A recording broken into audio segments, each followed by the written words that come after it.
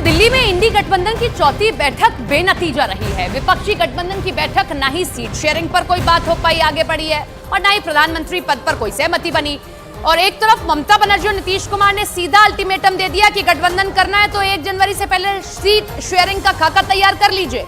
पश्चिम बंगाल में टीएमसी कांग्रेस के लिए सिर्फ 2 सीटें छोड़ने को तैयार है। कई दलों ने कांग्रेस के 3 राज्यों में खराब प्रदर्शन की आलोचना भी की है। 2024 के लोकसभा चुनाव से पहले सभी 28 विपक्षी दलों के बीच मैराथन मीटिंग होगी।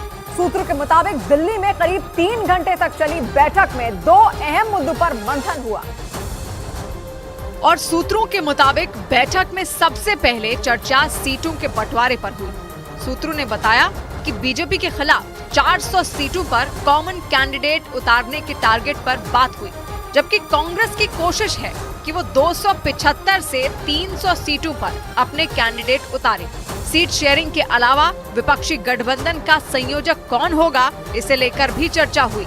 सूत्रों के मुताबिक इसके लिए उद्धव ठाकरे, ममता बनर्जी, नीतीश कुमार के नामों पर विचार किया जा सकता है।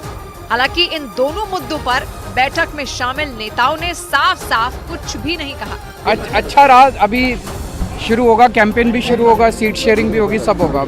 लेकिन सूत्रों के मुताबिक गठबंधन में शामिल कई पार्टियां जल्द से जल्द सीटों का बंटवारा कर लेने के पक्ष में हैं। तो 3 घंटे चली विपक्ष की बैठक, किन किन मुद्दों पर हुई, किन किन मुद्दों पर चर्चा हुई इस बैठक में, वो आपको बताते हैं। तो बैठक में सीट शेयरिंग का मुद्दा चर्चा का केंद्र रहा। हालांकि सीट शेयरिंग पर बात आगे नहीं बढ़ पाई। मीटिंग में इंडी गठबंधन के कोऑर्डिनेटर के नाम पर चर्चा भी हुई। वैकल्पिक एजेंडा और मुद्दे पर बात की गई। यानी बैठक में रणनीति बनाई गई कि बीजेपी के सनातन और भगवा जैसे मुद्दों के जवाब में वो किन मुद्दों को लेकर जनता के बीच जाएगी। चुनाव अभियान और मैनेजमेंट पर भी मंथन हुआ। सांसदों के निलंबन पर भी मंथन इस बैठक में किया गया। तो विपक्ष की इस बैठक में सीट शेयरिंग के मुद्दे पर काफी चर्चा हुई है। बैठक में सीट शेयरिंग से जुड़ी और जो जानकारी सामने आई है वो भी अब आपको बता देते हैं कि क्या क्या और बैठक में जो है चर्चा की गई है। सीट शेयरिंग पर नीतीश कुमार, ममता बनर्जी की डेडलाइन, ये कह दिया गया कि इसी साल 31 दिसंबर तक आप सीट शेयरिंग का फॉर्मूला दे दीजिए। ममता बनर्जी ने सीट शेयरिंग का फॉर्मूला दिया है। वो अपने राज्य में सिर्फ 2 सीटें छोड़ रही हैं कांग्रेस के लिए। ममता बनर्जी ने कहा कि शक्तिशाली दल की बात मानी जाए। एक तरीके से कह रही है कि क्षत्रपों की बात मानिए क्योंकि आपका प्रदर्शन खराब रहा, ये कांग्रेस से कहा गया।